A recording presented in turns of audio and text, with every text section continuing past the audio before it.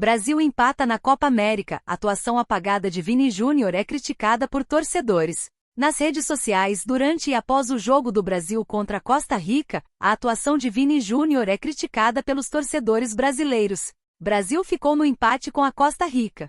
Foi um duelo de ataque contra defesa. O Brasil dominou a posse de bola, mas teve dificuldade em converter esse domínio em chances claras de gol. A Costa Rica adotou uma estratégia defensiva clara, posicionando o máximo de jogadores próximo à área, dificultando as ações ofensivas da seleção, especialmente de Vini Júnior, que teve pouca influência na partida. Vini Júnior é criticado pela torcida brasileira. Alguns torcedores criticaram a atuação de Vini Júnior, ex-jogador do Flamengo. Vini Jr. só presta no Real Madrid, seleção mais cara, e empatando com a coitada da Costa Rica. As críticas continuaram durante a partida. Vinícius Júnior, Arana e Rafinha lamentáveis. 3 pesos mortos hoje, fora que já deveria entrar no segundo tempo com alteração. Boa parte da seleção foi duramente criticada pela torcida brasileira, não só Vini Júnior, mas o craque Neymar não foi um deles. Neymar ficou surpreso com a saída do craque. Vini Júnior, candidato a melhor jogador do mundo por mais um ano vitorioso no Real Madrid, foi substituído por Endrick aos 25 minutos do segundo tempo. Neymar, assistindo ao lado de um amigo, reagiu com surpresa ao ver a substituição. A seleção brasileira volta a campo na próxima sexta-feira, em Las Vegas, para enfrentar o Paraguai na segunda rodada da Copa América. Paquetá é criticado pela torcida na estreia da seleção brasileira. Não estou gostando. Com uma escalação mais ofensiva de Dorival Júnior, o meio-campista foi participativo durante a partida. Brasil e Costa Rica estrearam na Copa América de 2024, entraram em campo pela primeira rodada da competição entre as seleções. A partida aconteceu na segunda-feira 24, no SoFi Stadium em Los Angeles, com placar final em 0-0. Paquetá foi titular da seleção brasileira. Inclusive, já num grau tempo, o meio-campista criou um número significante de oportunidades, teve liberdade para entrar na área costarriquenha. Entretanto, alguns torcedores tiveram outra visão do meio-campista. Que isso, Paquetá? Mandou a bola para longe. Um torcedor fez referência ao futebol americano praticado no estádio. Paquetá acabou de bater um field goal no SoFi Estádio, resultado com gosto amargo. As críticas continuaram no 2 graus tempo. Paquetá poderia sair antes na partida, não funcionou no meio de campo. Em contrapartida, um torcedor deu valor às tentativas de chute, foi o único que arriscou de longe. Conforme dados divulgados pelo SofaScore na partida, Lucas Paquetá realizou 56 passes, sendo 42 concluídos, tendo uma porcentagem de 75% registrados. O jogador também teve o lance mais perigoso, mandou uma bola na trave. A verdade é que boa parte da seleção foi criticada, incluindo Vinícius Júnior. A estreia na Copa América deixou a maioria decepcionada. A Costa Rica não possui a mesma qualidade no elenco. Além disso, teve uma postura defensiva durante toda a partida. Será titular na próxima partida? Com Dorival Júnior no comando da seleção brasileira, Paquetá disputou as 4 partidas, sendo titular em 3 oportunidades. A princípio, é um dos homens de confiança para o meio de campo.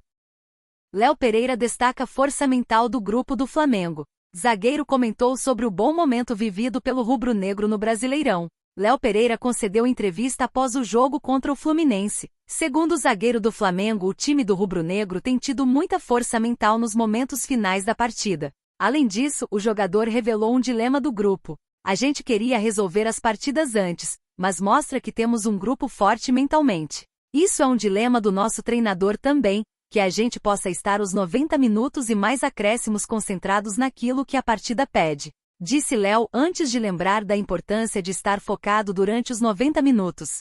Para ser no último lance, aos 40, ou definir com 10 minutos de jogo. Acho que esse tem sido o nosso dilema mental forte durante 90 minutos mais acréscimos. E estamos sendo felizes. Conquistamos 10 pontos nos últimos 4 jogos, eu acho. Temos de comemorar. O Flamengo conseguiu manter a liderança do Campeonato Brasileiro com um resultado positivo contra o Fluminense. Mesmo marcando no fim, a equipe teve chances reais de marcar em vários momentos do jogo. Solidez defensiva. Léo Pereira também foi questionado sobre a solidez defensiva do rubro-negro. Segundo o zagueiro, todos são importantes.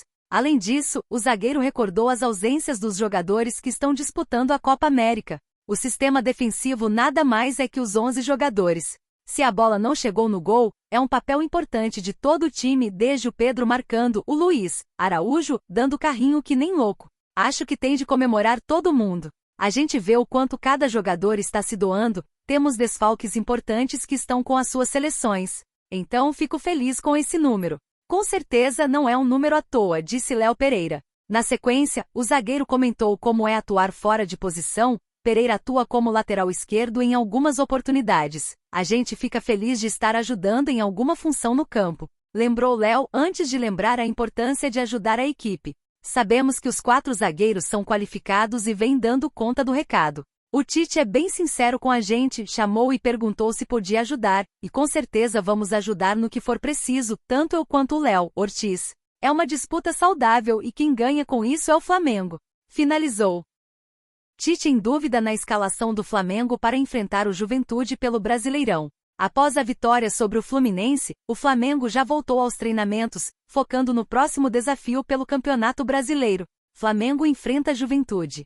Após a vitória sobre o Fluminense, o Flamengo já voltou aos treinamentos, focando no próximo desafio pelo Campeonato Brasileiro. Com algumas dúvidas no elenco, o Flamengo enfrenta o Juventude nesta quarta-feira, 26, às 20 horas, horário de Brasília. O confronto, válido pela 12ª rodada do Campeonato Brasileiro, será realizado no estádio Alfredo Jaconi, em Caxias do Sul. Desfalques do Flamengo. Igor Jesus já iniciou alguns trabalhos físicos junto à fisioterapia, mas ainda não tem previsão de retorno aos gramados, após sofrer um entorse no tornozelo esquerdo.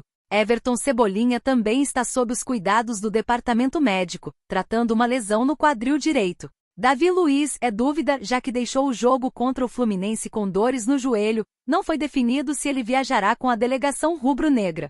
Além disso, Arrascaeta, Pulgar, Varela, De La Cruz e Vina, que estão na Copa América, também serão desfalques. Árbitro definido para confronto.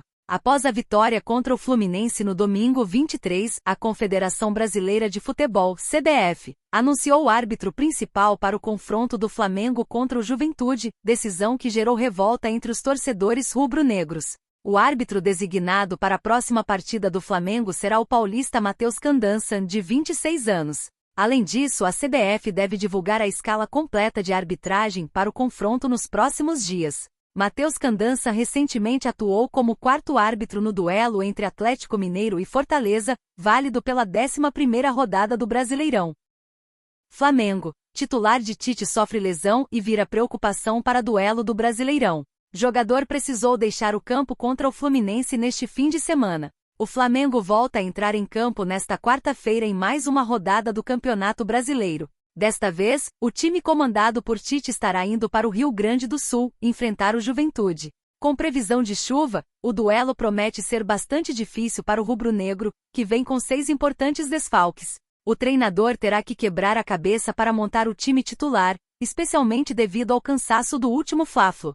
Por falar no confronto contra o Fluminense, um titular do mais querido teve que deixar o campo com fortes dores e se tornou uma dor de cabeça para a comissão técnica do gigante carioca. Davi Luiz preocupa. O jornalista Vene Casagrande informa que o zagueiro Davi Luiz se tornou dúvida no Flamengo para a partida contra o Juventude nesta quarta-feira. Titular no último jogo do rubro-negro, o defensor teve que deixar o campo no fim do primeiro tempo. Ainda segundo Vene, o veterano sentiu fortes dores no joelho e por isso precisou deixar o campo mais cedo. Ainda não há confirmação sobre a gravidade da lesão, mas devido à longa sequência de jogos, sua ausência vira uma grande dor de cabeça. Alguns exames médicos devem ser realizados, e o resultado deve vir a ser divulgado na véspera do próximo jogo. Davi Luiz realizou tratamento no local em que sentiu dor, e pode ser mais um lesionado no Mengão. Além dele, Cebolinha também está lesionado e ficará de fora dos gramados por cerca de um mês. O provável substituto do defensor deve vir a ser Léo Pereira, que estava no banco de reservas nas últimas partidas. Ele se recuperou de uma lesão muscular e está à disposição de Tite.